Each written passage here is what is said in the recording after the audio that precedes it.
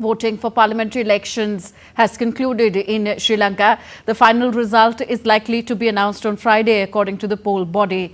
The ballot boxes will be shifted to the counting centres on Thursday evening, where vote counting will commence. President Anura Kumara Dissanayake, Prime Minister Dr. Harini Amarasuraya, former President Dr. Ranil Wickremesinghe, SJB leader Sajith Premadasa cast their votes earlier this morning. Voters exercised their right to vote at over 13,400 polling centres from 7 in the morning till 4 in the evening, while voter turnout was reported to be around 50% at 2 p.m. The final tally is yet to be announced by the Election Commission. The elections are important as they are expected to be completely redefine the political landscape of the island nation. DD India's Dr. Ahmed Moin Faruqi joins us live from Colombo. So it's the first major test for the ruling National People's Power Party led by Dissanayake. Tell us how smooth was the polling today?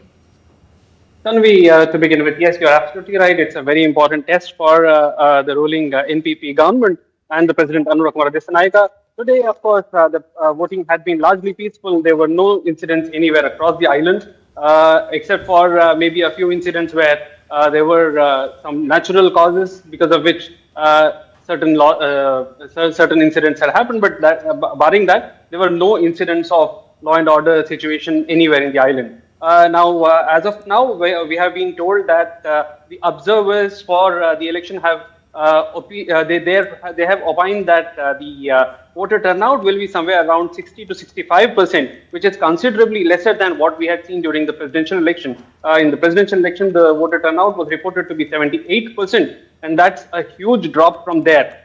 Even if it drops to 65%, it's a drop of 13%, and that's something which has not happened in previous occasions. Normally, what we have seen is that presidential elections cross about 80% mark, and the parliamentary elections is about shy of about another 5 to 6%. But this time around, this has been quite surprising that the voter turnout is not as high as it was anticipated.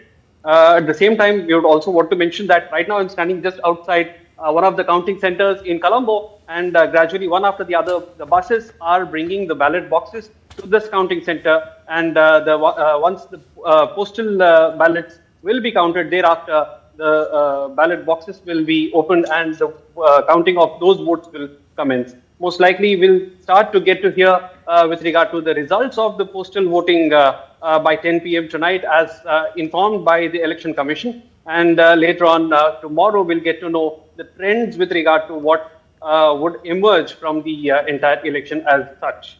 Tanvi. Okay, Dr. Faruqi, we've been discussing this earlier also. How is President Disanayake's party, the NPP, expected to fare in this election? And also post-elections, what is likely to be the focus of his government, especially economically and in foreign relations? Tanvi, you see, it's a very difficult task to assess now, because primarily speaking, President Anura Kumara Dissanayake had not secured 50% of the vote in the presidential elections itself. He had secured about 42.7%, which was way short of the 50% mark that is required. And normally speaking, the winners of the presidential elections, they get to secure somewhere close to the majority, barring the previous occasion when the SLPP managed to secure a two-third majority comfortably. And that was riding on a nationalistic plank.